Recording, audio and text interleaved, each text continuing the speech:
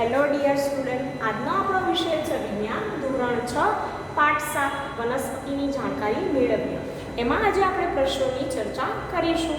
અહીંયા પ્રશ્ન આપેલા છે, એના 4 વિકલ્પ આપેલા છે, તો એમાંથી આપણે જોવાનો છે જવાબ શું આવશે તે. તો પહેલો પ્રશ્ન છે, વાલ કયા પ્રકારની વનસ્પતિ છે? એ છોડ, બી વૃક્ષ, સી શુક કે ડી વેલો? તો વાલ હોય એ કયા પ્રકારની વનસ્પતિ હોય? વિચારો વિદ્યાર્થી મિત્રો. તો વાલ એ વેલા પ્રકારની વનસ્પતિ છે. આપણે છોડ, શુક, વૃક્ષ વિશે ભણ્યા કે વેલાઓ હોય એ શું કરે? તો કોઈનો આધાર લઈ, કોઈ વૃક્ષ છે, કોઈ ઇમારત છે, એનો આધાર લઈ અને ઉપર ચડે છે. ટટ્ટાર એનું પ્રકાંડ હોતું નથી. જ્યારે શુક છે, વૃક્ષ છે, છોડ છે, એમાં કેવું હોય? પ્રકાંડ હોય અને ટટ્ટાર રહી શકે છે. વેલાઓ ટટ્ટાર રહી શકતા નથી. બીજો પ્રશ્ન છે, તુલસી એ ખાલી જગ્યાનું ઉદાહરણ છે. ઓપ્શન એ છોડ, બી વેલા, સી શુક, ડી ભૂપ્રસારી. તો તુલસી શેનું ઉદાહરણ છે? તો તમને એના માટે એવી ખબર હોવી જોઈએ કે છોડ કોને કહેવાય, વેલા કોને કહેવાય, શુક કોને કહેવાય અને ભૂપ્રસારી કોને કહેવાય. તો તુલસી એ છોડનું ઉદાહરણ છે. તુલસીનો છોડ હોય વિદ્યાર્થી મિત્રો, જેની ઊંચાઈ આપણા કરતાં કેવી હોય? નીચી હોય. હવે ત્રીજો પ્રશ્ન છે, કયા પ્રકારના મૂળમાં શાખાઓ અને ઉપશાખાઓ જોવા મળે છે? એવું કીધું છે. તો એ તંતુમય મૂળમાં, બી વિસર્પી મૂળમાં, સી જલાકાર મૂળમાં, ડી સોટીમય મૂળમાં. એવું કીધું છે કે તંતુમય, વિસર્પી, જલાકાર કે સોટીમય. વિચારો શું આવશે આન્સર? તો સોટીમય મૂળમાં શાખાઓ અને ઉપશાખાઓ એ જોવા મળે છે.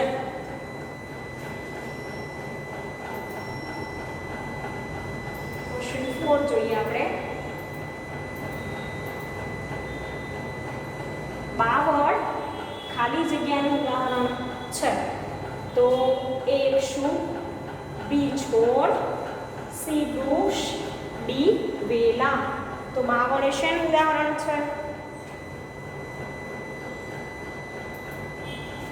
બાવળ એ વૃક્ષનું એક ઉદાહરણ છે. બાવળનું વૃક્ષ હોય છે.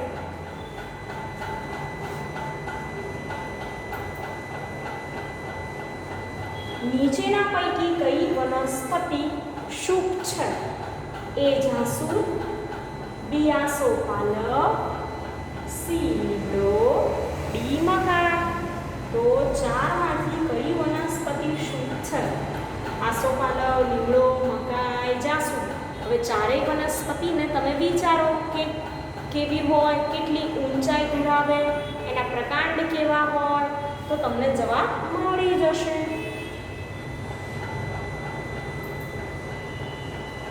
તો વનસ્પતિ કઈ શુક છે? તો જાસૂદ વનસ્પતિ એ શુક છે વિદ્યાર્થી મિત્રો.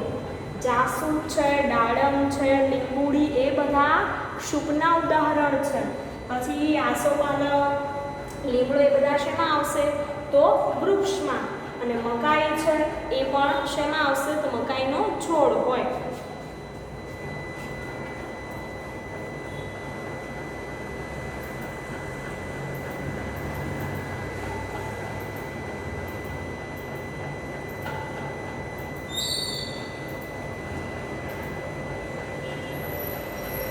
પુષ્પનો કયો ભાગ પરાગનયન માટે કીટકોને આકર્ષવાનું કામ કરે? કે કેમ કીટકો પુષ્પ તરફ આકર્ષાતા હોય છે વિદ્યાર્થી મિત્રો, અને પુષ્પ પર બેસતા હોય છે? તો શેના કારણે? એ પુંકેસર, બી સ્ત્રીકેસર, સી દલપત્ર, ડી વજ્રપત્ર. હવે એના માટે તમને પુંકેસરનું, સ્ત્રીકેસરનું, દલપત્રનું અને વજ્રપત્રનું કાર્ય આવડવું ખૂબ જરૂરી છે. કાર્ય આવડે તો જવાબ પણ આવડશે. તો વિદ્યાર્થી મિત્રો, પુષ્પનો દલપત્ર ભાગ પરાગનયન માટે કીટકોને આકર્ષવાનું કામ કરે છે.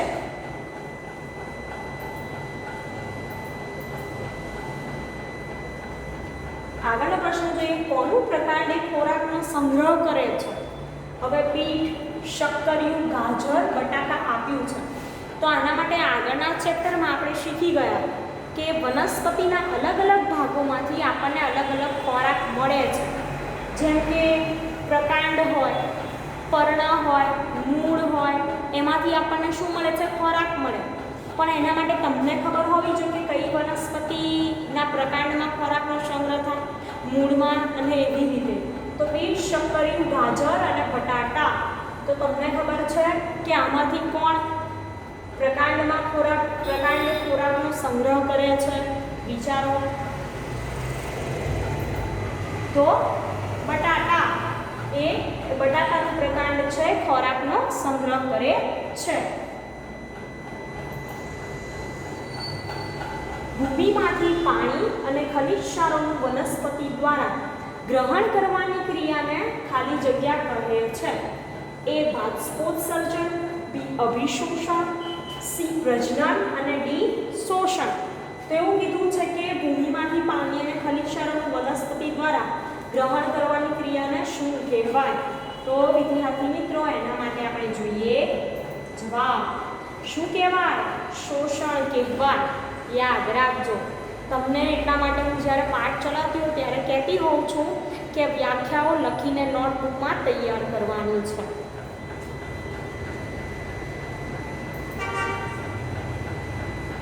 કઈ વનસ્પતિ સોટી મૂળ ધરાવે છે? એવું કીધું છે કે સોટી મૂળ. હવે મૂળ વિશે વિચારો. મૂળના કેટલા પ્રકાર છે? 2 પ્રકાર, સોટીમય મૂળ અને તંતુમય મૂળ. સોટીમય મૂળમાં કેવું હોય? તો એક મુખ્ય મૂળ હોય, આજુબાજુ બીજા મૂળ હોય. જ્યારે તંતુમય મૂળમાં બધા નાના નાના મૂળ હોય છે, મુખ્ય મૂળ હોતા નથી. તો હવે આ 4 ઓપ્શન આપ્યા છે, એમાંથી કોણ સોટીમય મૂળ ધરાવે? એ શેરડી, બી મકાઈ, સી લીમડો, ડી વાંસ. એમાંથી શું આવે? તો વિદ્યાર્થી મિત્રો, લીમડો વનસ્પતિ સોટી મૂળ ધરાવે છે.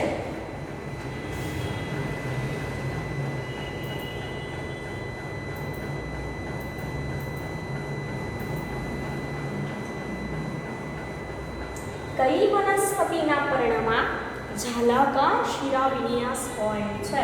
હવે શિરાવિન્યાસની વાત આવી, બરાબર. તો આપણે પર્ણ વિશે ભણ્યા કે પર્ણની અંદર દોરા જેવી રચના જોવા મળે, એને શિરા કહે છે. પર્ણની મધ્યમાં મુખ્ય દોરા જેવી રચના હોય, મધ્યમાં મુખ્ય એક રચના હોય, જેને શિરા કહેવાય. બરાબર છે, મધ્ય શિરા. હવે એ જે શિરાઓ છે, એ શિરાઓની ગોઠવણી હોય છે પર્ણમાં. કેટલીક ગોઠવણી કેવી હોય? જાળા જેવી રચના. કેટલીક કેવી હોય? સીધી સપાટ હોય. તો જેની રચના જાળા જેવી હોય એને ઝાલાકાર શિરાવિન્યાસ કહેવાય. તો મકાઈ, ગોળ, કેળ અને ઘાસ, આના પાંદડામાં તમે જુઓ તો તમને કયામાં ઝાલાકાર શિરાવિન્યાસ જોવા મળે છે? તો વડ નામની વનસ્પતિના પર્ણમાં ઝાલાકાર શિરાવિન્યાસ હોય છે. મકાઈ, કેળ અને ઘાસ એમાં સમાંતર પ્રકારનો શિરાવિન્યાસ જોવા મળે છે. યાદ રાખજો. આગળનો પ્રશ્ન જોઈએ.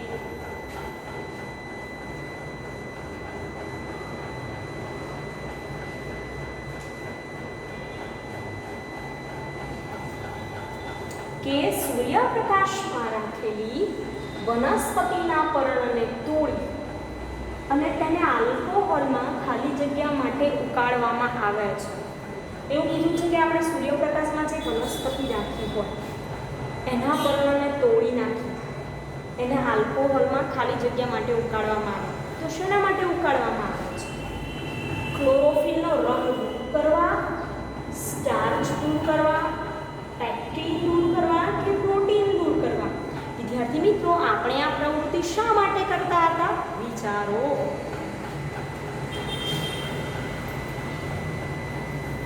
તો જવાબ આવશે ક્લોરોફિલનો રંગ દૂર કરવા માટે. શા માટે? ક્લોરોફિલનો રંગ દૂર કરવા.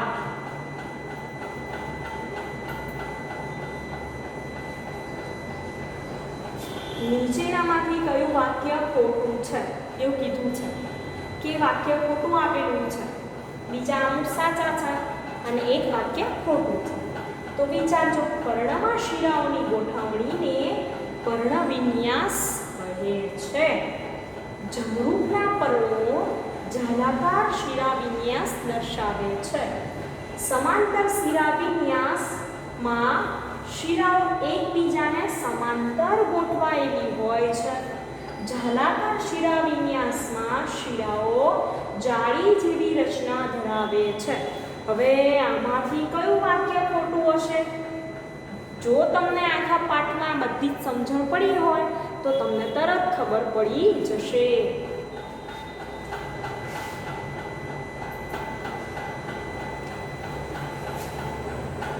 તો પર્ણમાં શિરાઓની ગોઠવણીને પર્ણવિન્યાસ કહે છે. એ વાક્ય કેવું છે? ખોટું. કારણ કે પર્ણમાં શિરાઓની ગોઠવણીને શું કહેવાય? વિદ્યાર્થી મિત્રો, શિરાવિન્યાસ કહેવાય, પર્ણવિન્યાસ નહીં. શું આવશે? શિરાવિન્યાસ.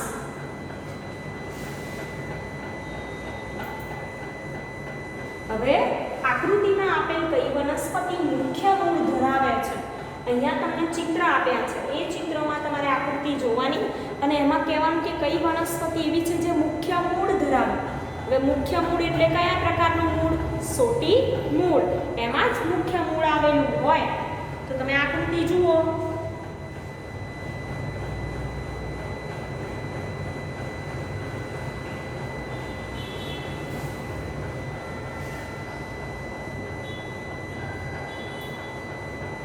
પહેલું બાલસમ છે, બીજું મકાઈનો છોડ, ત્રીજું ઘઉંનો છોડ અને ચોથું શેરડીનો છોડ.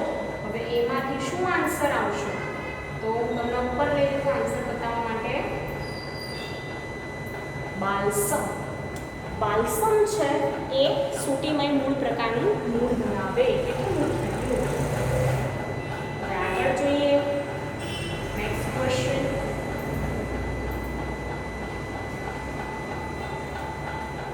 પર્ણો દ્વારા બનેલો ખોરાક અંતે વનસ્પતિના વિવિધ ભાગોમાં ખાલી જગ્યા સ્વરૂપે સંગ્રહાય છે.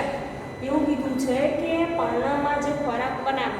હવે તમે જાણો છો કે પર્ણ શું કરે છે? તો પર્ણને વનસ્પતિનું રસોડું કહેવાય છે. કેમ પર્ણને વનસ્પતિનું રસોડું કહેવાય?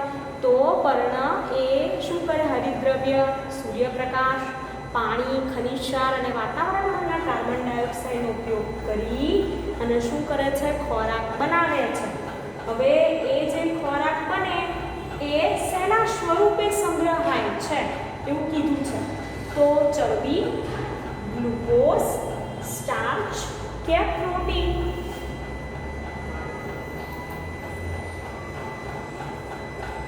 તો શેના સ્વરૂપે સંગ્રહાય છે? સ્ટાર્ચ સ્વરૂપે સંગ્રહાય છે.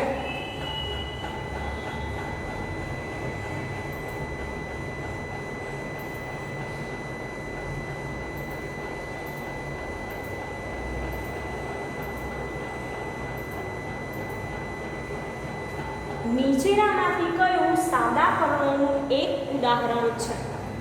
એ જાસૂદનું પર્ણ, ગુલાબનું પર્ણ, બાવળનું પર્ણ, લીમડાનું પર્ણ. વિદ્યાર્થી મિત્રો, સાદા પર્ણનું ઉદાહરણ કીધું છે. સાદું પર્ણ એટલે કેવું પર્ણ? તો એક જ પર્ણ આવેલું હોય એવા પર્ણને કહેવાય સાદું પર્ણ. બરાબર વિદ્યાર્થી મિત્રો? હવે સાદા પર્ણમાં તો તમને ખબર પડી ગઈ. અને સંયુક્ત પર્ણ બીજો પ્રકાર છે સંયુક્ત પર્ણ. તો સંયુક્ત પર્ણમાં શું હોય? બંને પર્ણો હોય એ એકબીજા સાથે જોડાયેલા હોય છે, વધારે પર્ણો હોય તો એ કહેવાય સંયુક્ત પર્ણ. હવે અહીંયા સાદા પર્ણની વાત કરી છે તો જોઈએ આપણે કયું આવશે? જાસૂદનું પર્ણ. ગુલાબ, બાવળ અને લીમડાના પર્ણ કેવા છે? સંયુક્ત છે.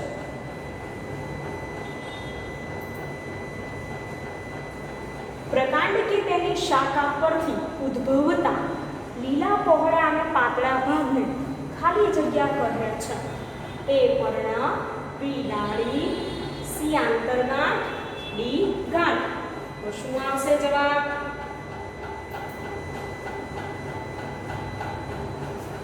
તો પ્રકાંડ કે તેની શાખા પરથી ઉદ્ભવતા લીલા પહોળા અને પાતળા ભાગને પર્ણ કહે છે.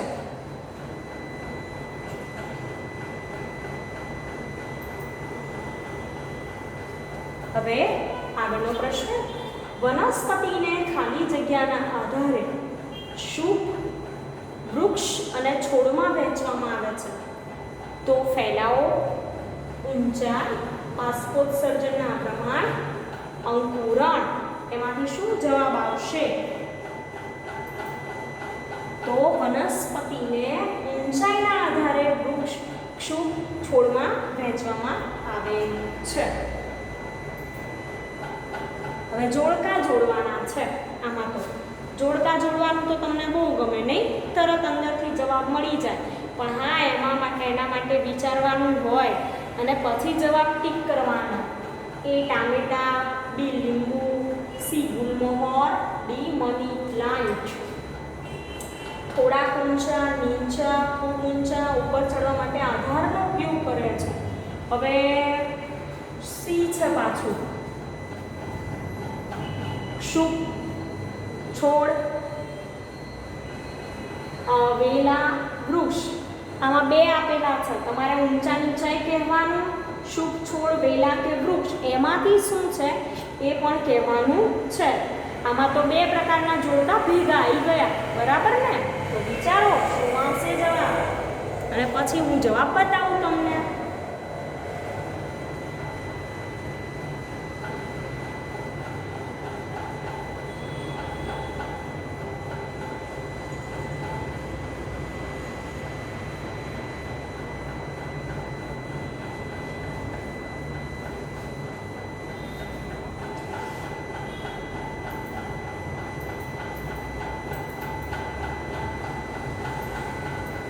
તો આમાં આવશે ડી.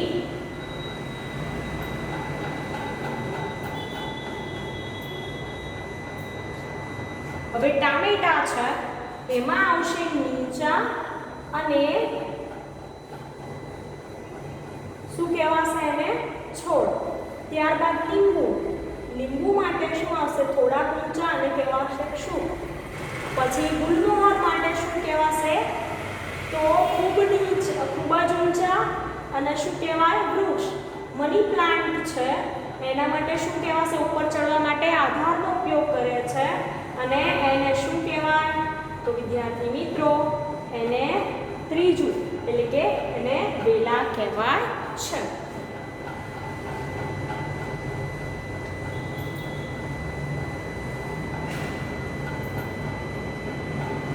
હવે આ પર્ણ આપ્યું છે, એ પર્ણમાં કયા પ્રકારનો શિરાવિન્યાસ છે? સમાંતર, સમતલીય, એકાંતરીય કે ઝાલાકાર? પર્ણ જુઓ ને કહો. તો આ પર્ણમાં કેવો શિરાવિન્યાસ છે? સમાંતર શિરાવિન્યાસ.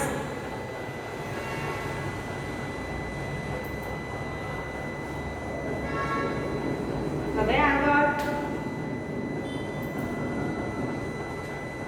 અહીંયા ચિત્ર આપ્યું છે, આકૃતિ છે, બરાબર? પર્ણની એના ભાગો દર્શાવવાના છે આપણે. એને શું કહેવાય, બીને શું કહેવાય અને સીને શું કહેવાય? તો વિચારો, ચલો શું આવશે જવાબ? તો આ જે એ છે સ્ત્રીકેસરનો અંદરનો ભાગ ફૂલેલો, એને કહેવાય બીજાશય. પુંકેસરની ઉપરનો ભાગ છે એને કહેવાય પરાગાશય. અને આ જે પાંખડીઓ છે એને કહેવાય દલપત્ર.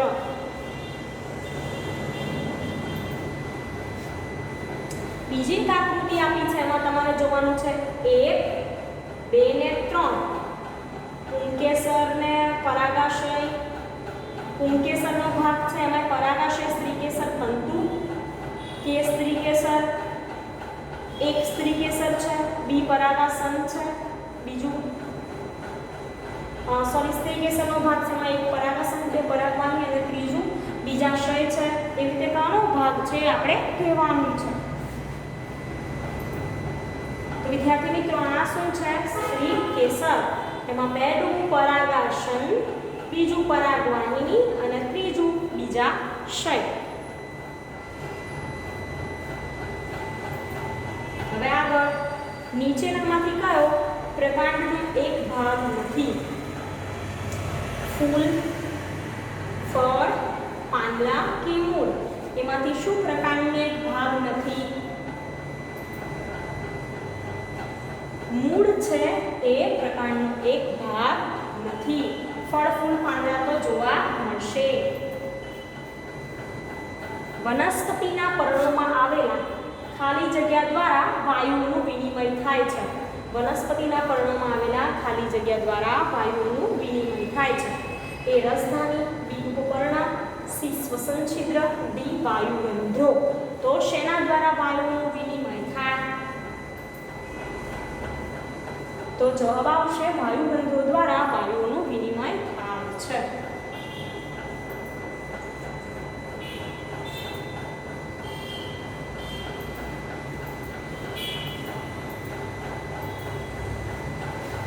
હવે આપેલ ચિત્રમાં દર્શાવેલ એ ભાગને ઓળખો દલપત્ર નિપત્ર પર્ણપત્ર કે વજ્રપત્ર તો શું દેખાય છે તમને વિચારો તો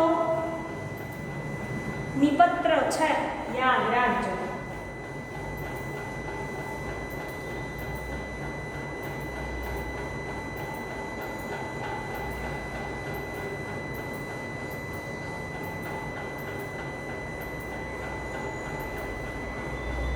નીચેનામાંથી કયું ભૂ પ્રસારીનું ઉદાહરણ છે ઘાસ ગુલાબનો છોડ મની પ્લાન્ટ કે લીમડાનું વૃક્ષ એમાંથી શું આવશે બરાબર તેના માટે ભૂ પ્રસારીની વ્યાખ્યા આવવી જોઈએ તો તમે જવાબ જોઈ શકો છો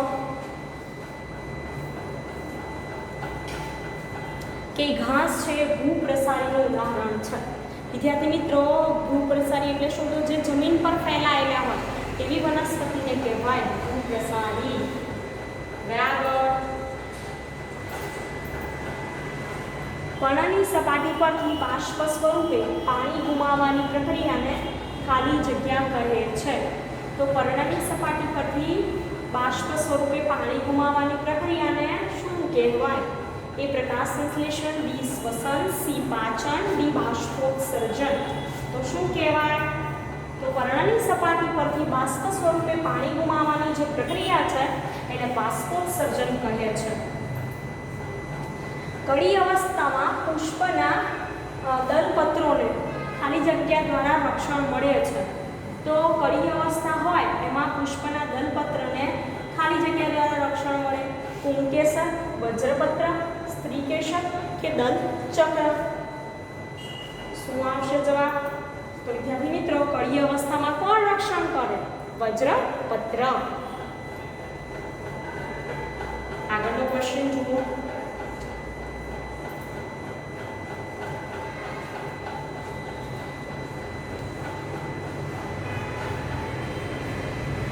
નીચેનામાંથી કયું દલપત્રોનું લક્ષણ નથી એ દલપત્રો મોટા ભાગે આકર્ષક રંગના હોય છે બી દલપત્રો પુષ્પનો સૌથી આકર્ષક ભાગ છે આકર્ષક રંગના દલપત્રો પરાગનયન માટે કીટકોને આકર્ષે છે દલપત્રો એક જ રંગ આકાર અને કદના હોય છે એમાંથી શું જવાબ આવશે તો દલપત્રો એક જ રંગ આકાર અને કદના હોય છે આપેલા ચિત્રમાંથી મૂળના પ્રકારો ઓળખો એ અને બી ઓપ્શન આપ્યા છે તેમાંથી એ તંતુમય બી સોટી મૂળ એ સોટી મૂળ બી પાર્શ્વ મૂળ પછી એ સોટી મૂળ બી તંતુમય છે એવી રીતે ડી ઓપ્શન જોઈએ આપણે કે શું છે બી પાર્શ્વ મૂળ અને બી તંતુમય તો શું આવશે વિદ્યાર્થી મિત્રો સોટી મૂળ અને તંતુ મૂળ આગળ જોઈએ આપણે